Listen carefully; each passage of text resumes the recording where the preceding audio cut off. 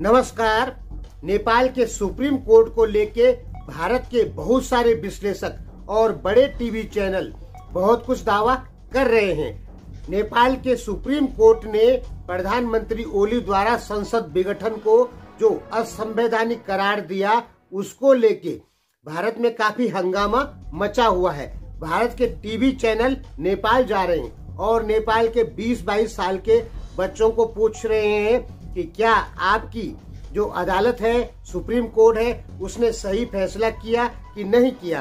तो नेपाल के 20-22 साल के बच्चे कह रहे हैं कि हाँ, सुप्रीम कोर्ट ने बिल्कुल सही किया, प्रधानमंत्री ओली ने जो गलती की थी उसको सुधारा।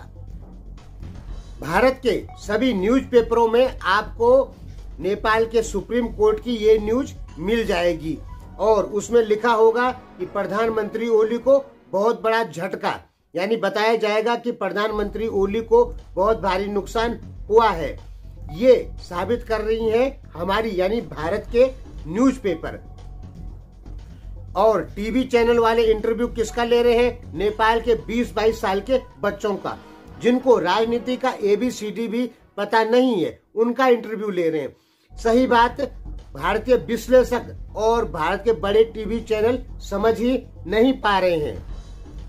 नेपाल सुप्रीम कोर्ट ने जो आदेश दिए कि प्रधानमंत्री ओली का संसद विघटन असंवैधानिक है और संसद पुनर्निर्माण की ओर इशारा किया, इससे पुष्प कमल दाहाल प्रचंड जो है वो आपको दिखेंगे, सबको लड्डू खिलाते हुए नजर आएंगे। यानी प्रचंड ये बताने की कोशिश कर रहे हैं अपनी जनता को कि देखो हम जीत गए। इधर भारतीय मीडिया भी कह रही है कि अच्छा किया, ओली को झटका लगा। कांग्रेस भी खुशी होती हुई नजर आ रही है। ये जो जासपा है ये भी खुश होती नजर आ रही है। लेकिन दोस्तों, ये सब एक दिखावटी खुशी है। खुशी या फायदा किसी को नहीं हुआ। प्रचंड केवल दिखा रहे हैं कि हमने जीत लिया, यानी हम जीत गए और ओली हार गए, जबकि ऐसा कुछ नहीं हुआ है। यानी भारत की मीडिया, प्रचंड, बाबूराम भट्टराई, कांग्रेस, नेपाली कांग्रेस ये दिखाने की कोशिश कर रही है कि हम जीत गए और प्रधानमंत्री ओली हार गए। दोस्तों, ऐसा कुछ नहीं हुआ है। देखिए, प्रधानमंत्री ओली ने संसद का जो विघटन किया था वो केवल और केवल इसलिए किया था कि नेपाल में अस्थिरता ना फैले। नेपाल को अस्थिरता से बचाने के लिए ही संसद विघटन हुआ था। अब संसद यदि पुनर्निर्माण होता है तो वही स्थिति में फिर आ जाएगा नेपाल जिस स्थिति में 1 महीने पहले था। संसद पुनर्निर्माण में वही टकराव दोबारा से पैदा हो जाएगा Prachanda and party, Oli and party के बीच में, जो चल ही रहा था 1 साल से। आपको क्या लग रहा है कि संसद यदि पुनर्निर्माण होता है तो ओली और प्रचंड मिल जाएंगे क्या? बिल्कुल नहीं मिलेंगे। वही टकराव बरकरार रहेगा जो टकराव चल रहा था। यदि नेपाल के संसदीय दल के बड़े नेता हो या केंद्रीय समिति के जो नेता लोग हैं, सांसद लोग हैं या सदस्य लोग हैं, ये क्या करेंगे? इन्होंने कुछ दिन पहले कहा था कि प्रधानमंत्री ओली को हम साधारण सदस्य भी पार्टी का नहीं रहने देंगे। ये कहा था इन्होंने कुछ दिन पहले। इनका विचार है कि जब प्रधानमंत्री ओली नेपाल कम्युनिस्ट पार्टी के साधारण सदस्य भी नहीं रहेंगे तो हम अपना एक नेता चुनेंगे और राष्ट्रपति के पास ले जाएंगे और कुछ विशेष अधिकारों के तहत राष्ट्रपति उस चुने गए नेता को प्रधानमंत्री घोषित करेगा, क्योंकि ऐसा नेपाल के संविधान में है।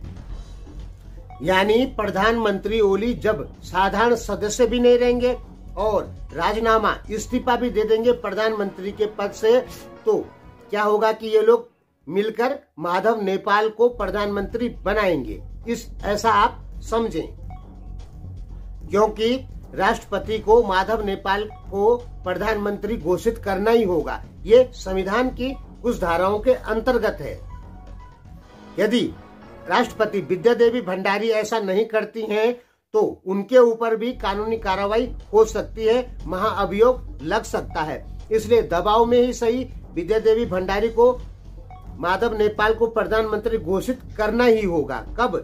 जब प्रचंड केपी शर्मा ओली पार्टी के सदस्य ना रहे और इस्तीफा दे दे तब।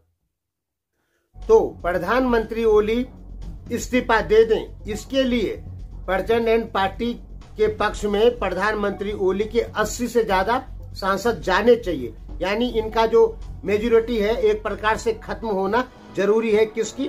प्रधानमंत्री ओली की। तब जाके ये राजीनामा दे सकते हैं, अभी नहीं ये राजीनामा दे सकते हैं, और न ही कोई प्रधानमंत्री ओली से राजीनामा दिलवा सकता है।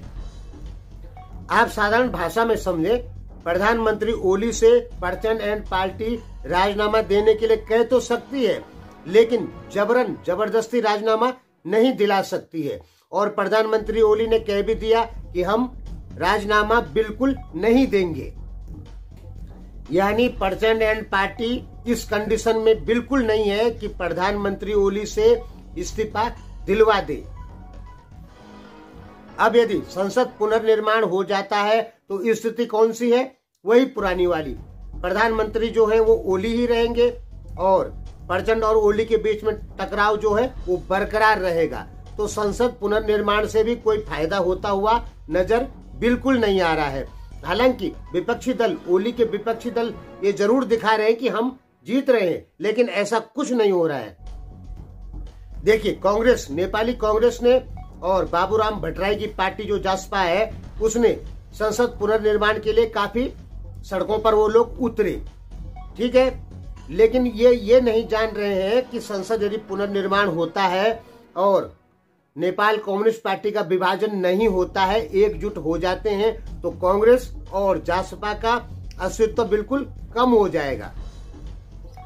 कांग्रेस या जासपा तभी पावरफुल होगी जब नेपाल कम्युनिस्ट पार्टी फूटेगी। अगर ये यदि एक हो जाती है, संसद पुनर्निर्माण होने पे यदि इनके द्वंद्व खत्म हो जाते हैं तो ये पार्टी एक हो जाएगी। यानी एक तो है ही है, लेकिन मिल जाएंगे। टकराव यदि नेपाल कम्युनिस्ट पार्टी में खत्म हो गया तो कांग्रेस का अस्तित्व और कमजोर हो जाएगा, और जासपा का तो कमजोर है ही है। आप नहीं समझे होंगे, नेपाल कांग्रेस पार्टी या बाबूराम भट्टराई की पार्टी ये जनता के सामने दिखा रहे हैं कि संसद का पुनर्निर्माण हो, और ऐसा सड़कों पे उतरकर ऐसा कर रहे हैं। लेकिन मन ही मन ये लोग क्या सोच रहे हैं कि सही में संसद का कहीं पुनर्निर्माण ना हो जाए। इधर जनता को दिखा रहे हैं कि संसद का पुनर्निर्माण हो, हम इस पक्ष में हैं, लेकिन मन ही मन क्या सोच रहे हैं ये लोग कि कहीं सच में ना हो जाए संसद का पुनर्निर्माण। क्योंकि संसद के पुनर्निर्माण होने पर और प्रचंड एंड पार्टी का, ओली एंड पार्टी का टकराव समाप्त हो जाने पे कांग्रेस और जासपा कमजोर पार्टी हो जाएगी। यानी और कमजोर हो जाएगी, कमजोर तो है ही है, और कमजोर हो जाएगी। इसलिए ये लोग जनता के सामने तो दिखा रहे हैं, बाबूराम भट्टराई हो या कांग्रेस पार्टी हो नेपाल की, जनता के सामने तो दिखा रहे हैं कि हम संसद पुनर्निर्माण के पक्ष में हैं, लेकिन मन ही मन ये चाहते हैं कि संसद का पुनर्निर्माण बिल्कुल ना हो। क्योंकि इनसे, संसद के पुनर्निर्माण से प्रचंड ओली के टकराव समाप्त होने पर कांग्रेस और जासपा का जो अस्तित्व है वो कमजोर पड़ेगा। मुझे लगता है कि आने वाले समय में संसद का विघटन फिर हो सकता है। यदि पुनर्निर्माण हुआ तो उसके बाद विघटन फिर हो सकता है। वो क्यों हो सकता है? क्योंकि विघटन के अलावा, प्रचंड को अलग पार्टी बनाने के अलावा कोई चारा नहीं है कि नेपाल में अस्थिरता आ जाए। जब तक नेपाल कम्युनिस्ट पार्टी के दो धड़ों में बंटेगी नहीं, तब तक नेपाल में स्थिरता बिल्कुल नहीं आ सकती है। यानी नेपाल कम्युनिस्ट पार्टी का फूटना अति आवश्यक है। ये फूटेगी नहीं नेपाल कम्युनिस्ट पार्टी तो नेपाल में स्थिरता बिल्कुल नहीं आ सकती है। क्यों नहीं आ सकती है? प्रचंड और ओली के टकराव की वजह से। यदि नेपाल कम्युनिस्ट पार्टी फूट गई, दो पार्टियां बन गई, तो ये टकराव खत्म हो जाएगा और मतदान होके और दोबारा गठबंधन करके कोई भी दल सरकार बना सकता है। लेकिन जब तक ये पार्टी फूटेगी नहीं, तब तक चुनाव भी कैसे होंगे? प्रधानमंत्री ओली इस समय मजबूर हो गए। अब वो नेपाल कम्युनिस्ट पार्टी को फोड़ने की बात बिल्कुल नहीं करेंगे, क्योंकि नेपाल कम्युनिस्ट पार्टी यदि फूट जाती है तो भविष्य में प्रधानमंत्री ओली के सत्ता में आने के चांस बहुत कम है। हमारे कहने का मतलब है कि संसद का पुनर्निर्माण किसी भी समस्या का समाधान बिल्कुल नहीं किया है। यदि नेपाली जनता को लगता है कि सुप्रीम कोर्ट ने आदेश दिए कि संसद का पुनर्निर्माण होना चाहिए और नेपाली जनता को लगता है कि अब सारी समस्या का समाधान हो गया, तो कुछ नहीं हुआ है। आप पूरी तरीके से गलत सोच रहे हैं। किसी भी प्रकार की समस्या का समाधान नहीं हुआ है और ओली प्रचंड टकराव बरकरार है और इन दो आदमियों का टकराव पूरे नेपाल को अस्थिर कर दे रहा है। तो सबसे बढ़िया उपाय क्या है? ये दोनों अपनी अलग अलग पार्टियां बना दें, ठीक है, और दोबारा से चुनाव हो, फिर जो जीतेगा उसकी सरकार बन जाएगी। लेकिन पूर्ण बहुमत यहाँ पर किसी भी पार्टी को नहीं मिलेगा, न तो प्रचंड को मिलेगा न ओली को मिलेगा। तो इसलिए इनको क्या करना होगा?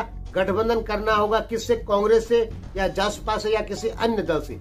तो कांग्रेस से इनका गठबंधन नहीं चलेगा। कुल मिला जुला के यदि हमने उदाहरण लिया कि प्रचंड एन पार्टी जीत गई या ओली एन पार्टी जीत गई, तो वो अपनी सरकार बनाने के लिए कांग्रेस से या जसपा से गठबंधन कर सकती है, लेकिन वो गठबंधन भी बिल्कुल नहीं चलेगा। साल भर में उनमें भी आपसी तनाव हो जाएगा और फिर अस्थिरता आ जाएगी। समस्या का समाधान यहाँ भी नहीं होगा। प्रचंड एन पार्टी भी गठबंधन करती है जसपा या कांग्रेस से और तब सरकार बनाती है, तो वो भी साल भर ही चल पाएगी। उसके बाद उनमें फिर टकराव हो जाएगा। तो कुल मिला जुला के क्या हो रहा है कि चारों तरफ अस्थिरता ही अस्थिरता नजर आ रही है। जो समस्या चल रही है उसका समाधान बिल्कुल नजर नहीं आ रहा है। अभी फिलहाल ऐसे कहीं भी कोई संकेत नजर नहीं आ रहे हैं कि नेपाल में जो राजनीतिक अस्थिरता फैली है वो अस्थिरता ना फैले, यानी वो खत्म हो जाए। अभी जो आपको चारों तरफ से आप देखेंगे, आपको एक ही चीज मिलेगा कि राजनीतिक अस्थिरता जो नेपाल में है वो लगातार बरकरार रहने वाली है। इस समस्या का क्या समाधान है? दोस्तों, व्यक्तिगत तौर पे कहूंगा तो इस समस्या का एक ही समाधान है कि ये जो 2-4-5 ये बूढ़े नेता हैं, इन सबको बोलो कि आप संन्यास ले लें, क्योंकि ये अपनी कुर्सी के लिए ही देश को अस्थिर कर रहे हैं। केवल प्रचंड की जिद और ओली की जिद से ही ना देश अस्थिर हो रहा है। अगर ये दोनों अपनी जिद छोड़ दें तो नेपाल में जो राजनीतिक अस्थिरता है ये पूरी तरीके से समाप्त हो जाएगी। नेपाल में राजनीतिक स्थिरता कब आएगी? जब किसी एक दोबारा चुनाव होंगे और किसी एक पार्टी को पूर्ण बहुमत मिलेगा, तभी राजनीतिक स्थिरता आ सकती है। यदि गठबंधन सरकारें चलती रहेंगी तो राजनीतिक स्थिरता कभी नहीं आएगी, चाहे आप कुछ भी कर लीजिए। नेपाल कम्युनिस्ट पार्टी भी तो गठबंधन सरकार है, ओली और प्रचंड का गठबंधन। तो भले ही उसका नाम नेपाल कम्युनिस्ट पार्टी है, लेकिन आप गहराई से देखेंगे तो वो ओली और प्रचंड का गठबंधन है। और ये पार्टी फूटने के बाद किसी अन्य पार्टी से गठबंधन करती है अपना बहुमत सिद्ध करने के लिए, तो भी अस्थिरता फैलेगी। क्योंकि कोई भी गठबंधन नेपाल कम्युनिस्ट पार्टी यदि फूट भी जाए, उसके बाद करती है किसी भी पार्टी से करती है, तो वो साल 1.5 साल से ज्यादा बिल्कुल नहीं चलने वाला। इसका मुख्य कारण है नेपाली नेताओं का कुर्सी का प्यार, कुर्सी से बहुत ज्यादा प्यार है, इसलिए ये गठबंधन नहीं चल पाएगा। फिलहाल हमें तो नेपाल में राजनीतिक स्थिरता के कोई भी संकेत नजर नहीं आ रहे हैं। धन्यवाद।